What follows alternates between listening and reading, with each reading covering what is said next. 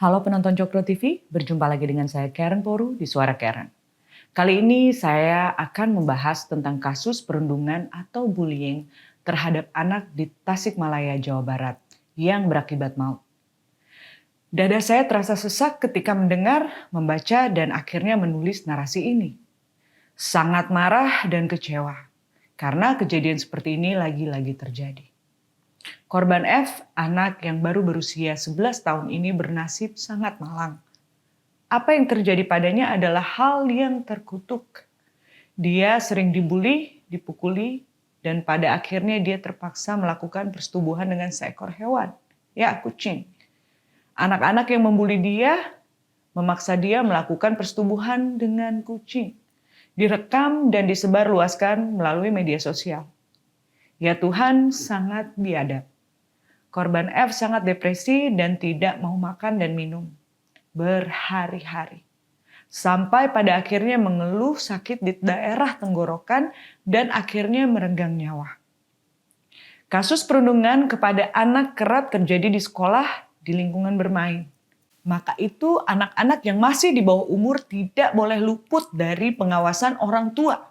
Orang tua wajib untuk mengawasi dan selalu berkomunikasi dengan anak, memperhatikan tumbuh kembang mereka. Apabila diketemukan gejala-gejala yang tidak baik, harus segera dikomunikasikan dengan anak. Berkomunikasi dan memberikan edukasi yang baik dan menanamkan nilai-nilai sosial yang baik terhadap anak. Wajib dilakukan setiap orang tua kepada anaknya. Melakukan observasi kepada anak. Bagaimana tingkah lakunya? Kenapa dia begini dan dia begitu? Apabila anak melakukan kesalahan, hendaknya dikomunikasikan dengan penuh kasih dan pengertian, dan mencari jalan keluar yang terbaik bagi anak. Sekarang kita fokus kepada kasus ini. Ketika kasus ini diberitakan, siapapun pasti merasa geram dengan apa yang terjadi. Ya Tuhan, dia masih berumur 11 tahun dan mempunyai beban yang begitu berat. Dia adalah korban perundungan. Tentunya ini persoalan yang sangat-sangat serius. Apalagi sampai seorang merenggang nyawa. Diduga karena depresi.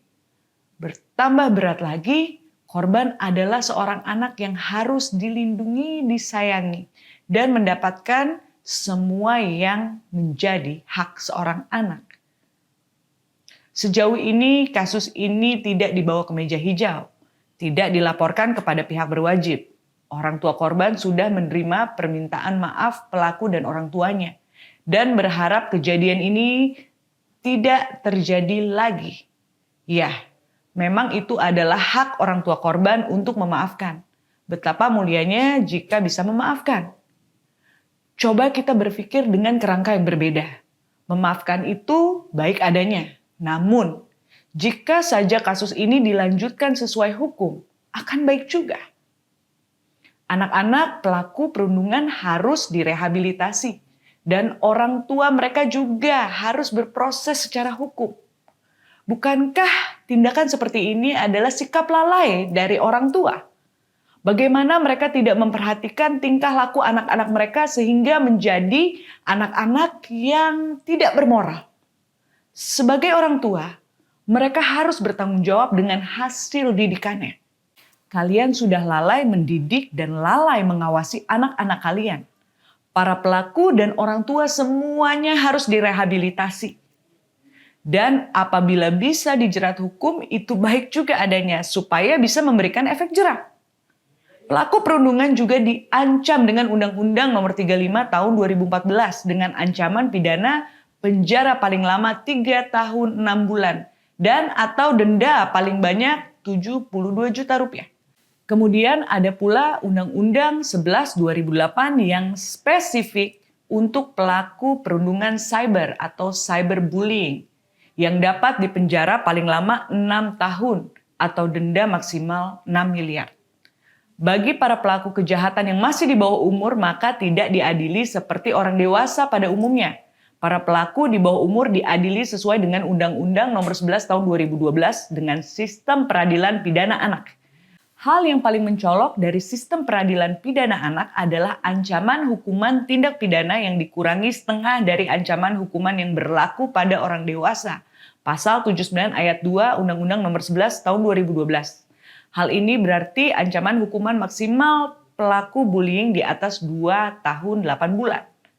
Yang sedang ramai di media adalah statement dari Wakil Gubernur Jawa Barat, UU Ruzanul, meminta permasalahan ini berakhir damai. Menurut Pak Wagub, tidak ada persetubuhan korban F dengan kucing karena alat kelaminnya tidak berdiri. Bagaimana bisa melakukan persetubuhan? Bagaimana Anda bisa bilang bahwa alat kelamin tidak berdiri dan tidak ada persetubuhan dengan kucing? Pak, objeknya adalah korban dan kucing. Tindakannya adalah perundungan atau bullying yang menyebabkan anak terguncang emosinya sampai harus merenggut nyawa. Diviralkan atau tidak diviralkan, kejadian itu memang terjadi. Apakah alat kelaminnya berdiri atau tidak, itu bukan intinya, Pak. Intinya adalah tindakan perundungan sekelompok anak-anak yang jiwanya sakit, yang tega membuli dengan tindakan asusila, sampai korban depresi dan merenggang nyawa. Mereka harus ditindak tegas, bukan dinormalisasi dan damai saja. Ini persoalan serius. Dan satu statement lagi yang memperlihatkan bahwa bagi beliau perlakuan seperti ini adalah normal. Ia mengungkapkan bahwa dirinya saat kecil kerap mendengar adanya kejadian persetubuhan manusia dengan hewan. Kejadian itu dengan kerbau berada di Cikatomas, tetangga saya dengan ayam. Karena hal itu merupakan candaan dan biasa. Jangan diviralkan, makanya disudahi kasus tersebut pungkasnya. Pak Wagub yang terhormat, Indonesia darurat kekerasan terhadap anak. Jangan dinormalisasikan. Kalau tidak bisa berempati, Pak, lebih baik jangan bicara seperti ini. Menormalisasi tindakan perundungan, bully ini lebih meresahkan. Bagaimana kalau banyak orang yang menjadi bodoh amat atau ini biasa aja dengan kejadian seperti ini? Pak, Anda seorang pemimpin, Pak. Ini sangat mengecewakan. Bukankah sebagai pemimpin harusnya Anda lebih mempunyai rasa empati dan datang dengan solusi yang berkeadilan? Pak UU, apakah lebih baik Anda diam atau melakukan tindakan supaya kejadian seperti ini tidak terulang lagi? Misalnya, Anda bisa menurunkan orang-orang ahli untuk tindakan pencegahan, memberikan penyuluhan ke masyarakat, sekolah-sekolah, dan bersikap tegas untuk mengutuk kasus ini. Ada 3 pilihan, Pak. Diam, bertindak tegas, kalau tidak bisa bertindak tegas, mengutuk tentunya. Menormalisasi kejadian seperti ini bukan pilihan, Pak. Apalagi Bapak adalah seorang pemimpin, miris sekali. Indonesia darurat kekerasan seksual terhadap anak. Darurat empati, darurat kesadaran, darurat hati nurani. Jangan menormalisasi kekerasan. Segala bentuk kekerasan harus kita kecam. Mengutuk segala bentuk kekerasan terhadap anak. Sampai jumpa di Suara Karen berikutnya.